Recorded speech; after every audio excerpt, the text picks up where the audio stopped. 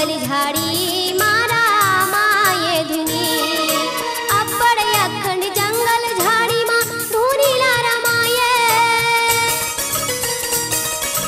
अखंड समाधि लेके बाबा सत के ज्ञान बताए। हो अब्बड़ अखंड जंगल झाड़ी माँ धुनी लारा माये। अखंड समाधि लेके बाबा सत के ज्ञान बताए। सत के हवा तारा पुजारी,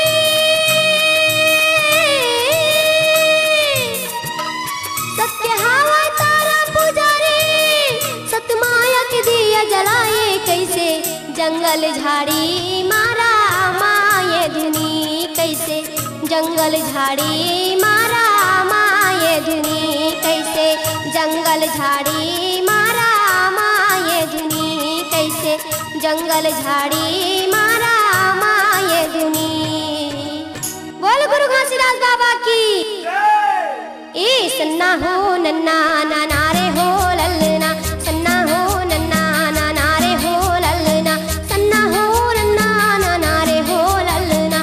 सन्ना हो नन्ना नाना रे हो ललना। सन्ना हो नन्ना नाना रे हो ललना। सन्ना हो नन्ना नाना रे हो ललना।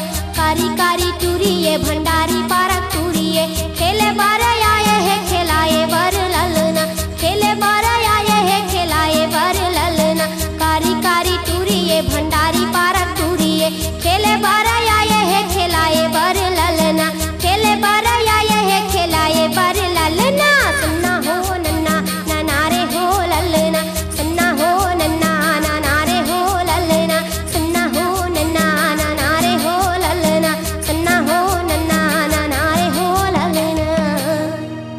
माथे में चंदन लगाए है बैठे ध्यान लगाए सत के महिमा बताए है।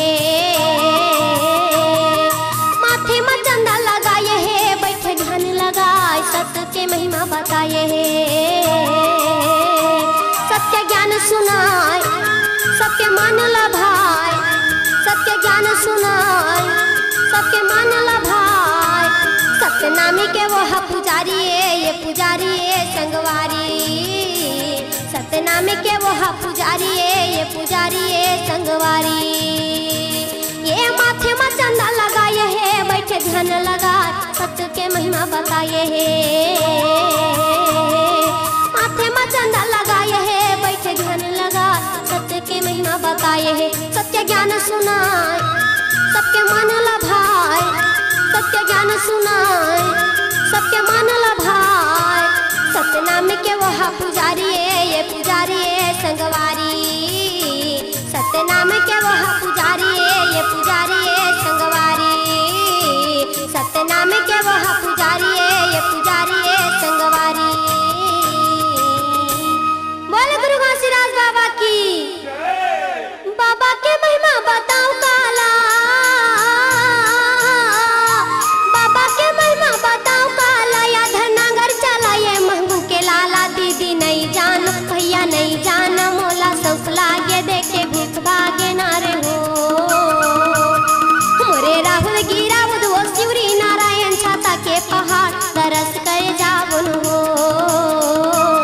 मोरे राहुल गिरा वो शिवरी नारायण छाता के पहाड़ तरस करे जावन हो। बाबा के महिमा बताओ काला।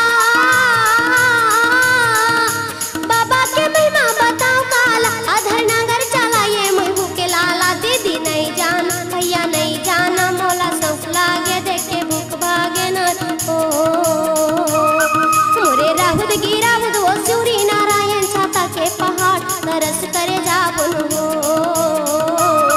मोरे राहुल गिरा वो शिवरी नारायण छाता के पहाड़ तरस करे जावन हो। बोले गुरु घासीदास बाबा की।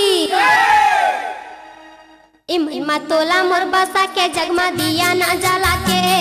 गावा तू बाबा तोर भजनेला।